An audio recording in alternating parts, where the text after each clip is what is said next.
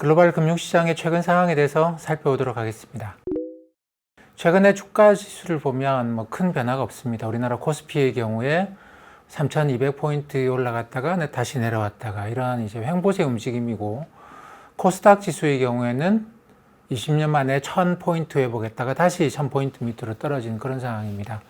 미국의 주가 지수를 보더라도 최근 한 2, 3주 동안에는 그냥 횡보하는 움직임이 강하게 나타나고 있고, 글로벌 주가 지수 중에서 그렇게 상승하고 있다라고 표현할 수 있는 그런 시장은 잘 없는 것 같아요. 그러니까 전반적으로 주식시장은 올라오고 난 다음에 횡보하고 있다 이렇게 봐야 될 것 같고, 채권시장도 마찬가지입니다. 미국의 10년 국채금리, 장기금리가 지난 연말에 0.9%였거든요. 근데 이게 이제 올해 3월 달에는 1.7%대까지 올라갔다가 지금은 1.6%대 그냥 횡보를 꽤 오래 하고 있는 것 같습니다.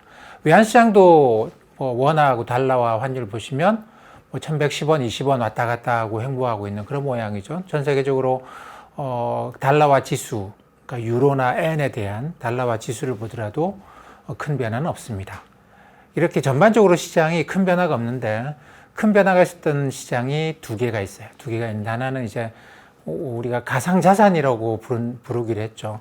가상자산 시장에서 가상자산 가격이 크게 하락했다가 다시 회복하고 있는 그런 움직임이 하나가 있었고, 또 한 가지 우리가 주목해서 봐야 될 건 뭐냐면 커머더티 가격입니다. 제가 이제 옆에 차트를 보여드릴 건데, 이 커머더티 가격이라고 하는 게 지난 한 10년 이상 동안 2008년 글로벌 금융위기 직후부터 큰 폭으로 하락을 해서 이게 이제 이번에 글로벌 팬데믹까지 한 12년 동안 엄청나게 많이 떨어졌죠. 지수로 보면 240포인트 있던 것이 60포인트까지 떨어졌습니다. 그러다가 최근에 60포인트에서 90%로 저점 대비해서는 한 50% 올랐네요. 근데 이 커머더티 지수라고 하는 게 지금은 가장 많이 쓰이는 게 블룸버그 커머더티 인덱스, 그러니까 구글의 블룸버그 커머더티 인덱스라고 입력해 보시면 블룸버그 홈페이지에서 그 차트나 여러 가지 것들을 보실 수가 있습니다. 근데 이게 이제 주가 지수처럼 무슨 종목이 몇 %씩 이렇게 들어가 있겠죠. 블룸버그 커머더티, 우리가 커머더티라고 이야기하는 거 보통 원자재라고도 이야기를 하는데, 저는 원자재라는 표현을 잘 안 쓰는 게, 이 커머더티라는 거 안에는 원자재의 성격도 있지만 원자재 성격이 아닌 것들도 있거든요. 그렇다고 이걸 이제 상품이라고 번역하기에는 우리가 일반적으로 쓰는 상품이라고 하는 일반 명사가 이런 걸 담아낼 수가 없어서, 그래서 그냥 커머더티라고 하도록 하겠습니다. 이 커머더티 인덱스에는 어떤 것들이 들어가 있냐면 에너지, 그러니까 원유 이런 게 들어가 있겠죠. 그죠? 우리가 흔히 많이 말하는 미국 쪽에 유가의 기준이 되는 WTI, 그 다음에 이제 중동 쪽에 브렌트 이런 것들이 들어가 있습니다. 이 에너지 비중이 한 30% 정도가 돼요. 이 전체 블룸버그 커머더티 지수의 한 30%는 에너지가 차지합니다. 근데 최근에 유가가 떨어졌다 다시 올라오긴 했습니다만, 유가가 이렇게 커머더티 인덱스를 그렇게 크게 움직인 것은 아니었던 것 같아요. 그 다음에 이제 비중이 큰 게 한 22% 정도가 곡물, 콩이다, 옥수수다. 근데 우리는 밀이 많을 것 같지만 옥수수, 콩이 비중이 높습니다. 그 다음에 밀, 이 세 개 이제 곡물이 커머더티 인덱스를 구성하고 있고, 그 다음에 귀금속, 금은 당연히 들어가겠죠. 귀금속도 한 17% 들어가 있고, 그 다음에 산업용 금속, 우리가 이야기하는 구리라든가 알루미늄, 그 다음에 아연, 니켈 이런 것들이 들어가 있습니다. 이것도 한 17%. 나머지는 가축이나 안 그러면 커피, 설탕 이런 것들이 들어가 있는데, 제가 이제 오늘 말씀드리고 싶은 우리가 주목해서 봐야 될 게 이게 산업용 금속이에요. 전체 블룸버그 커머더티 지수의 17%를 차지하고 있는 산업용 금속, 구리, 알루미늄, 니켈, 아연 이런 것들인데, 이쪽이 최근에 이제 커머더티 가격 상승을 좀 주도를 하고 있습니다. 근데 우리는 어떤 생각을 하느냐 하면, 그게 글로벌하게 건설을 그렇게 많이 하는 것도 아니고, 이게 그게 왜 그렇게 자꾸 올라가지? 라고 생각을 할 수 있는데, 중국의 산업화도 어느 정도는 끝났죠. 중국이 계속 아파트를 더 많이 짓고, 공장을 계속 별 필요 없는 걸 많이 짓고 하는 것도 아니기 때문에, 그래서 아직까지 많은 분들이 그런 생각을 하십니다. 2008년부터 이게 어마어마하게 빅 사이클로 그러니까 커머디티 가격은 계속 떨어지고 이게 뭐 그렇게 의미 있게 올라가겠어 이런 식의 생각을 많이 하고 있었는데 이게 작년 저점 이후로 확 올라오기 시작을 하는 거죠. 여러 가지 이유를 생각해 봐야 될 것 같습니다. 한 가지는 미국과 중국 사이의 경쟁 관계, 그러다 보니까 서로 간에 좀 자원을 놓고 쟁탈전 같은 걸 해요. 왜냐하면 자원이 끊겨버리면, 흔히 말하는 히토리 끊겨버리면 공장이 다, 특히 이제 반도체나 첨단 산업은 다 스톱해버리죠. 그러다 보니까 이 히토리를 놓고 경쟁이 일어나고 있을 뿐만 아니라 이 자원 경쟁이 히토리에서 그치는 건 아니에요. 왜냐하면 서로 간의 경쟁이 얼마나 오래 갈지는 모르죠. 오래 갈지 모르기 때문에 자원이 부족하면, 특히 중국 같은 경우에 원유도 수입해야 되잖아요. 그러니까 서로 간에 부족한 게 있거든요. 그래서 그걸 확보하는 경쟁을 합니다. 그러다 보니까 전 세계적으로 이 나라의 기업들이 전 세계 곳곳에 광산을 확보하기 위한 그런 M&A도 꽤 많이 진행을 하고 있습니다. 거기다가 광산들도 그렇죠. 광산들도 코로나 바이러스가 돌면서 광산의 생산량이 많이 떨어져 버렸습니다. 광산의 경우가 사람들이 이제 밀집해서 많이 움직이는 곳이다 보니까 이 전염병 확산 문제가 또 있거든요. 그러다 보면 옛날에 비해서 생산이 많이 위축이 됐어요. 물론 뭐 공장을 덜 짓고 뭐 아파트를 덜 짓고 그런 수요의 위축도 있습니다만 공급의 위축이 상당히 좀 크게 나타나고 있는 것 같습니다. 그리고 우리가 또 주목을 해야 될 게 뭐냐면 수요 측면에서 보면 공장을 덜 짓는다고 하지만 굉장히 자원을 많이 쓰는 공장을 최근에 많이 짓고 있고 앞으로도 아마 많이 짓게 될 것 같아요. 전 세계적으로 팬데믹 이후로 수요가 증가하고 있다는 증거는 잘 안 보입니다. 흔히 소비. 우리의 모든 경제활동은 결국은 소비로 기착이 되죠. 기업이 왜 생산을 하겠습니까? 결국 소비를 위해서 하는 거죠. 기업이 왜 투자를 하겠습니까? 기업이 투자를 한다는 이야기는 기업이 생산을 늘리려고 투자를 하는 거죠. 기존 기계 가지고 생산량이 충당이 안 되니까 새로운 기계를 투자를 하고 이걸 투자로 갑니다. 그러면 생산량을 증가시켜서 이거 왜 하겠습니까? 결국 소비가 늘어난다고 생각하기 때문에 투자를 하는 거잖아요. 근데 최근에 아주 큰 특징이 뭐냐면 글로벌 기업들이 수요의 증가가 예상되지 않는 상황에서 투자를 엄청나게 증가시키고 있습니다. 이게 지금 경제 현상을 이해하는 전 핵심이라고 생각해요. 이게 어떤 거냐면, 그렇죠. 뭐 우리가 이제 뭐 미국이나 유럽 국가들은 아직 좀 멀었습니다만 선진국들이 집단 면역 효과가 생기면 사람들이 많이 움직일 거라는 생각은 해요. 하지만 그렇다고 해서 옛날보다 더 움직이겠습니까? 이게 이제 사람들이 움직인다고 하더라도 지금 신흥국에서 바이러스 확산 속도가 아직 잡히지 않고 있는 거 보면 전체적으로 사람들의 활동은 다시 늘어나더라도 옛날 수준까지 늘어나지 않을 가능성이 상당히 높습니다. 그러니까 소비가 그렇게 옛날만큼 증가를 안 해요. 자동차 옛날보다 더 많이 사지를 않습니다. 근데 굉장히 특이한 게 자동차 기업들이 엄청나게 투자를 늘리고 있어요. 엄청나게 늘리고 있습니다.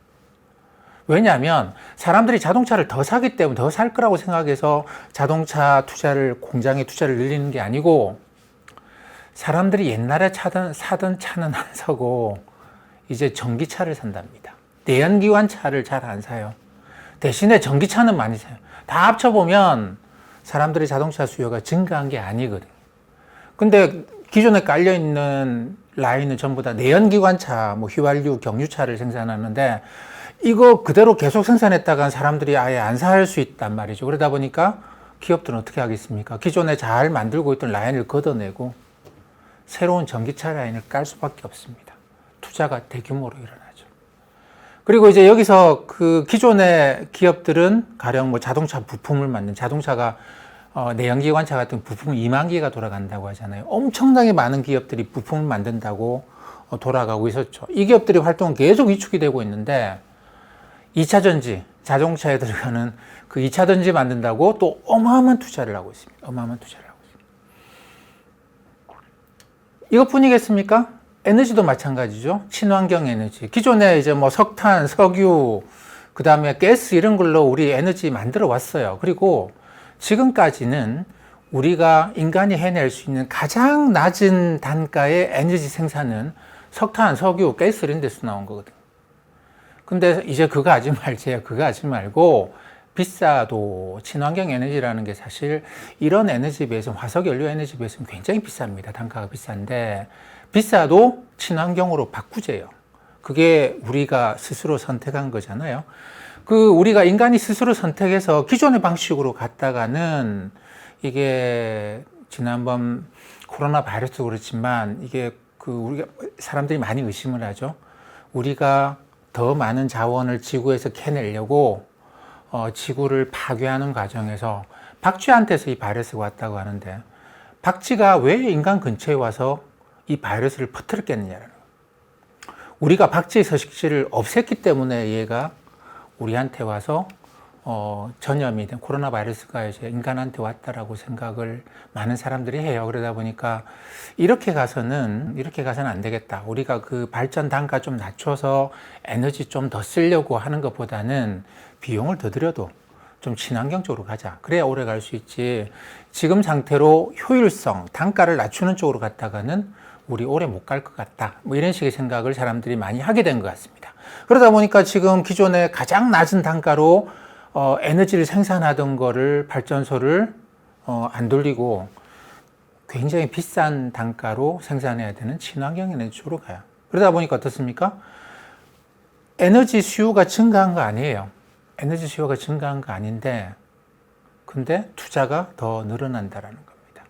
제가 아까 말씀드렸던 것처럼 지금까지의 우리의 투자라고 하는 기업의 투자라고 하는 건 소비가 증가한다라는 거를 예상을 해서 생산을 더 늘리기 위한 투자의 증가였는데 지금은 그게 아닌 소비의 구성 항목이 바뀌면서 투자가 증가하는 그런 일이 발생했습니다. 여기다가 또 이제 우리가 선택해서 친환경적으로 살아가기 위해서 전기차, 친환경 에너지 이런 식으로 기존 소비를 구성항목을 바꾸는 것도 있고 또 하나는 미국과 중국 사이의 패권 갈등이 갈수록 심해집니다. 뭐 군사적인 이슈에 대해서는 저도 뭐 잘 아는 게 없기 때문에 말씀드릴 건 없습니다만 경제적으로 보면 서로 간에 이렇게 밀접하게 연관돼서 돌아왔거든요. 글로벌 아웃소싱, 글로벌라이제이션 이런 걸 통해서 아니 뭐 공장 한 군데 있으면 되지 않겠어요? 가장 값싸게 생산할 수 있는 한 군데. 그 가장 경쟁력 있는 나라에서 가령 뭐 한국에서 반도체 관련된 부품 만들고 그 다음에 이제 반도체 생산하고 중국에서는 이 한국의 반도체도 사오고 뭐 일본에서 뭐 소재 사오고 대만에서 부품 사오고 싱가포르에서도 부품 사오고 다 모아서 중국에서 공장에서 아이폰 조립하고 이렇게 하면 제일 싸게 제일 효율적으로 공장이 돌아왔던 거거든요. 이렇게 공장이 돌아왔는데 미국이 중국하고 같이 안 하겠대요. 이 반도체와 관련된 라인을 더 이상 중국에 의존하지 않겠다고 합니다. 왜냐하면 이렇게 되면 사실 미국의 첨단 무기에 들어가는 반도체도 중국산을 넣어야 되거든요. 그러다 보니까 이제 미국이 안보 차원에서라도 이렇게 같이 못 가겠다라는 거. 그리고 중국의 경제적인 영향력을 견제하기 위해서는 특히 반도체를 포함한 ICT, 정보통신 기술 산업이 중국에서 공장이 너무 많이 늘어나는 걸 막아야 되겠다는 생각인 것 같습니다. 그래서 중국에 있는 공장과 같은 공장을 미국에 만들겠대요. 그래서 일본, 한국, 대만, 싱가포르한테 중국한테 수출하지 말고 여기 수출하고 또는 부품 공장을 미국에 만들자 뭐 이런 이야기를 합니다. 아니 미국 인건비 비싼데 미국이 어떻게 공장 만드느냐. 중국이 인건비 싸니까 만든다 치고 미국 공장 안 돌아갈 거다. 미국이 오랫동안 연구했거든요. 그래서 멕시코 국경에다가 공장을 만들어서 멕시코 사람들이 출퇴근하면 되지 않겠느냐까지 하고 있는 상황입니다. 그러다 보니까 최근에 지난 몇 년 동안 이 미국의 남쪽, 텍사스 쪽까지 내려오는 남쪽, 멕시코 국경 지역이 새롭게 ICT 산업의 공장 유치를 많이 하고 있고, 뭐 그런 식의 이제 반도체 공장을 포함해서 그쪽으로 공장이 많이 들어가고 있는 이유가 중국의 저가 노동력만큼이나, 근데 중국도 인건비가 많이 올라갔어요. 많이 올라갔습니다. 그러다 보니까 미국 입장에서는 멕시코 국경에서 충분히 인건비 경쟁력이 나오겠다 이런 식의 생각을 하는 거죠. 그러니까 어떻습니까? 이게 ICT 산업의 정보통신 기술 쪽에 수요가 증가하기도 했어요. 뭐 우리가 비대면 뭐 접촉을 하고 하면서 뭐 이런저런 이유로 이런 쪽의 제품에 대한 수요가 증가하기도 했는데 그것뿐만 아니라 이 수요가 증가를 안 해도 미국이 공장을 또 만드는 거죠. 미국이 1990년에 전 세계 반도체 생산에서 자기네들이 30% 넘게 생산했다고 합니다. 근데 지금은 10% 생산을 해요. 근데 이걸 다시 전 세계 반도체 생산의 30%까지 끌어올리겠답니다. 투자를 많이 해야 되겠죠. 유럽도 마찬가지입니다. 유럽도 자기네들이 반도체 공장을 만들겠대요. 뭐 유럽 하면 우리가 잘 알고 있지 않습니까? 자동차 쪽에서는 최강국들이 포진해 있죠. 그렇기 때문에 자동차용 반도체도 유럽의 기업들이 많이 있습니다. 세계 최고의 기업들이 분포되어 있어요. 근데 이 기업들이 그 반도체를 설계하고 생산을 직접 하지 않는 경우가 대부분입니다. 생산 공장을 갖고 있는데 극히 일부만 갖고 있고 나머지 자동차용 반도체 생산도 TSMC 이런 데 위탁해서 생산을 하고 있었는데 유럽이 최근에 이야기하는 거 보면 자기네들도 전 세계 반도체 생산의 20%까지는 늘리겠다 이런 이야기를 합니다. 생산을 미국도 늘리겠다, 유럽도 늘리겠다 이러는 것이죠. 이거는 어떻게 보면 더 이상 중국을 세계의 공장으로 볼 수가 없다라고 하는 것과 연결돼서 뭐 소비의 증가가 없는데 투자의 증가가 획기적으로 나타나고 있는 그런 양상을 보이고 있습니다. 이게 우리나라 수출에도 분명하게 드러나요. 우리나라 수출에 증가하는데 지난 4월 수출이 뭐 전년 동기에 비해서 41% 증가했다고 하더라고. 어마어마하게 증가한 것처럼 보이지만 사실 이 YOY 전년 대비 증가라고 하는 거는 우리 조심해서 봐야 되죠. 그죠? 왜냐하면 작년 4월 달이 워낙 안 좋아서 흔히 기저효과라고 합니다. 작년 4월 달이 워낙 안 좋아서 증가율이 너무 높게 나올 수 있는 것이죠. 맞습니다. 41%는 그 의미로 받아들이시면 안 되고 그래서 이런 경우에는 이제 두 가지를 같이 봐야 돼요. 수출 금액이 얼마냐, 월 수출 금액이 얼마냐. 그게 작년뿐만 아니라 그동안 몇 년 동안의 수출 금액에 비해서 얼마나 높으냐 그것도 봐야 되고 전년 대비 증가를 얼마나 봐야 되는데 제가 수출 금액을 보니까 4월 수출 금액이 512억 달러 정도 됩니다. 근데 요거는 지난 2017년, 18년 우리가 한창 반도체 수출 많이 할 때 수출이 최고치를 경신한 적이 있거든요. 그때랑 좀 비슷합니다. 비슷하기 때문에 어마어마하게 수출이 많다 이렇게 볼 수는 없고 우리나라 지난번 호황 때 정도예요. 근데 이 전체 수출의 구성 항목을 보면 2017년, 18년은 메모리용 반도체 수출이 크게 증가하면서 그랬거든요. 근데 이번에는 메모리용 반도체 수출은 그때보다도 많이 떨어져 있습니다. 그때 이제 한 달에 120억 불씩 수출했다고 한다면 지금은 90억 불씩 뭐 한 2, 30억 불이 한 달에 수출 금액이 줄어들어 있는데 반도체 쪽은 나머지 쪽에서 수출이 많이 늘어납니다. 많이 늘어납니다. 그 산업통상자원부 홈페이지에 가시면 보도자료로 나와 있어요. 뭐 4월 수출입 동향에서 나와 있는데 산업통상자원부는 우리나라의 15개 품목을 주요 수출 품목으로 잡고 그걸 따로 이제 관찰을 하고 있습니다. 그 15개 주요 품목이 어떤 거냐면 뭐 석유화학, 석유 제품, 그 다음에 이제 뭐 선박, 그 다음에 무선통신기기, IT 쪽으로 보면 무선통신기기, 반도체, 그 다음에 이게 2차 전지 이런 것도 들어가죠. 그 다음에 자동차 이런 거 당연히 들어가고 디스플레이 이런 것도 들어갑니다. 이런 것들이 15개 주요 수출 품목을 구성하고 있는데 전부 다 수출이 좀 꽤 증가하고 있습니다. 여기서 우리가 이제 여러 가지 것들을 주목해서 봐야 되겠죠. 이게 자동차 같은 것도 그렇고 2차 전지 이런 게 사람들이 자동차를 더 많이 사서 옛날처럼 내연기관차를 더 많이 사서가 아니고 새롭게 자동차 산업이 바뀌고 있다 보니까 이거 2차 전지만 하더라도 2차 전지가 그렇죠? 지금 아직까지는 자동차 공장마다 2차 전지를 따로 두고 있는 게 아닙니다. 기존에 우리가 내연기관 자동차는 2만 개의 부품이 돌아갔잖아요. 그래서 자동차 기업 하나 완성차 하나가 공장이 만들어지면 그 주위에 부품 공장들이 쫙 만들어지거든요. 그러다 보니까 시간이 지나고 나면 무역이 좀 줄어들어요. 왜냐하면 다 자기들끼리 이게 영역을 이만큼 안에서 다 하니까 글로벌 무역이 증가하진 않죠. 해운 쪽에 수요가 증가, 컨테이너 수요가 증가하거나 이런 힘은 시간이 지나면 약해졌습니다. 근데 지금 어떻습니까? 2차 전지 만드는 데가 몇 군데 없어요. 전 세계에서. 한국이 그 중에 대표적인 곳이죠. 근데 그 2차 전지 만들어서 뭐 하겠습니까? 수출해야죠. 컨테이너선을 많이 필요로 하게 됩니다. 많이 필요하게 됩니다. 그러니까 이제 요즘 디스플레이도 그렇고 전체적으로 기업 투자가 확 증가하고 있고, 그 다음에 미국과 유럽이 반도체 공장도 또 만든다. 이러다 보니까 전체적으로 기업 투자가 크게 증가하고, 당연히 이걸 실어 나를 수 있는 배가 많이 필요하겠죠. 컨테이너선 같은.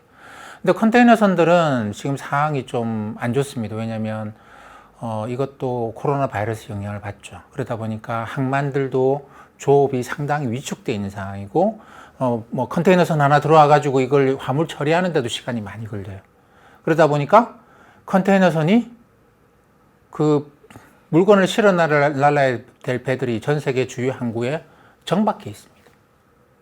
이게 가서 하역 작업을 하는 데까지 옛날에 비해서 시간이 많이 걸려버리는 것이죠.